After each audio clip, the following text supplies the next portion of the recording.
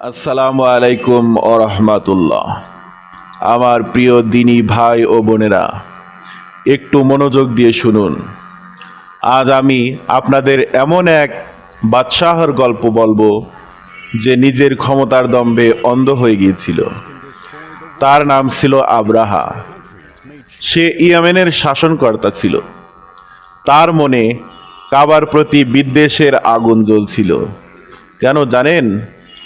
কারণ কাবা ছিল আল্লাহর ঘর, মানুষের মিলন কেন্দ্র। আব্রাহা চেয়েছিল মানুষ কাবার পরিবর্তে তার বানানো উপাসনালয়ে আসুক। একদিন আব্রাহা বিশাল এক সেনাবাহিনী তৈরি করল। তাদের সাথে ছিল ভয়ঙ্কর সব হাতি। সেই সময়ের সবচেয়ে শক্তিশালী যোদ্ধা আর অস্ত্রশস্ত্র নিয়ে আব্রাহা মক্কার দিকে রওনা হলো। তার মনে একটাই জেদ, কাবা শরীফকে মাটির সাথে মিশিয়ে দেবে। মক্কায় তখন তেমন কোনো শক্তিশালী সৈন্য ছিল না। মানুষেরা ভয়ে তটস্থ। তারা বুঝতে পারছিল না এই বিশাল বাহিনীর মোকাবেলা তারা কিভাবে করবে। কাবা শরীফের তত্ত্বাবধায়ক ছিলেন রাসূলুল্লাহ সাল্লাল্লাহু আলাইহি ওয়াসাল্লামের সম্মানিত দাদা আব্দুল মুত্তালিব। আব্রাহা যখন মক্কার কাছে পৌঁছল, তখন আব্দুল মুত্তালিব কয়েকজন গণ্যমান্য ব্যক্তিকে সাথে নিয়ে তার কাছে গেলেন। আব্রাহা অহংকারের সাথে জিজ্ঞেস করল, তোমরা কি আমার বিরুদ্ধে যুদ্ধ করতে এসেছ? আব্দুল মুত্তালিব শান্তভাবে বললেন, আমরা যুদ্ধ করার মতো শক্তি রাখি না, তবে আমরা এসেছি তোমার কাছে আমাদের কিছু হারানো উটের ক্ষতিপূরণ চাইতে, যা তোমার সৈন্যরা নিয়ে গিয়েছে।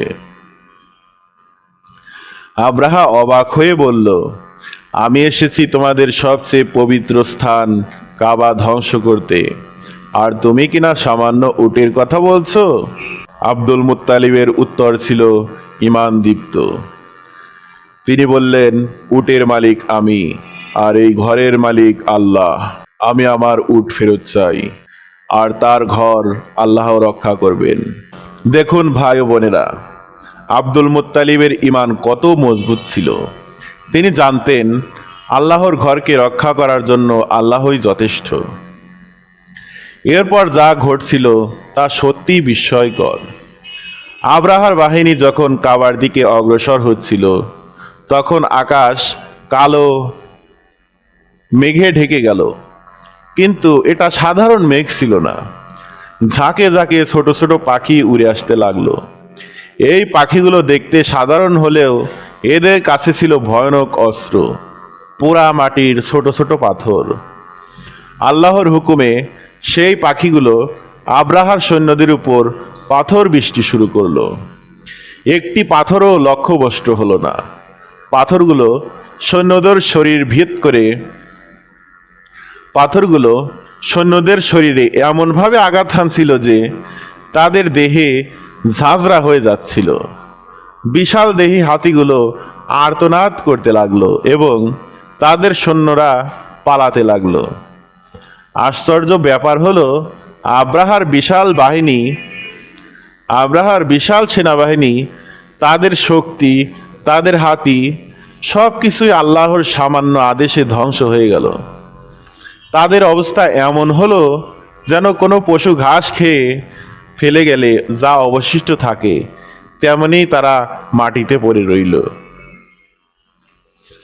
এই ঘটনা আমাদের শিক্ষা দেয় আল্লাহর ক্ষমতা অসীম। আব্রাহা তার বিশাল শক্তি নিয়ে কাবা ধ্বংস করতে এসেছিল, কিন্তু আল্লাহর সামান্য পাখির মাধ্যমে তাকে এবং তার বাহিনীকে ধ্বংস করে দিলেন। এর মাধ্যমে আল্লাহ আমাদের দেখিয়েছেন তার ক্ষমতার কাছে সব কিছুই তুচ্ছ। কাবার সম্মান। কাবা আল্লাহর ঘর, এর সম্মান আল্লাহ নিজেই রক্ষা করেন। যারা এর ক্ষতি করতে চায় তাদের পরিণতি ভয়াবহ হয়। ঈমানের শক্তি। আব্দুল মুত্তালিবের ঈমান আমাদের শিক্ষা দেয় আল্লাহর উপর ভরসা করলে কোনো ভয় নেই, আল্লাহ আমাদের রক্ষাকারী। অহংকারের পতন। আব্রাহা তার ক্ষমতার অহংকারে অন্ধ হয়ে গেছিল। যার ফলস্বরূপ তার করুণ পরিণত হয়েছিল। অহংকার পতনের মূল। তাই আমার প্রিয় ভাই ও বোনেরা, আসুন আমরা আল্লাহর ক্ষমতার উপর পূর্ণ বিশ্বাস রাখি, তার ঘরের সম্মান রক্ষা করি এবং নিজেদের জীবনকে অহংকার মুক্ত রাখি। সূরা ফিলের এই ঘটনা আমাদের জন্য এক উজ্জ্বল দৃষ্টান্ত। আল্লাহ আমাদের সকলকে সঠিক পথে চলার তৌফিক দান করুন। আমিন। ওয়া আখির দাওয়ানা আনিল হামদুলিল্লাহি রাব্বিল আলামিন। আসসালামু আলাইকুম ওয়া রাহমাতুল্লাহ।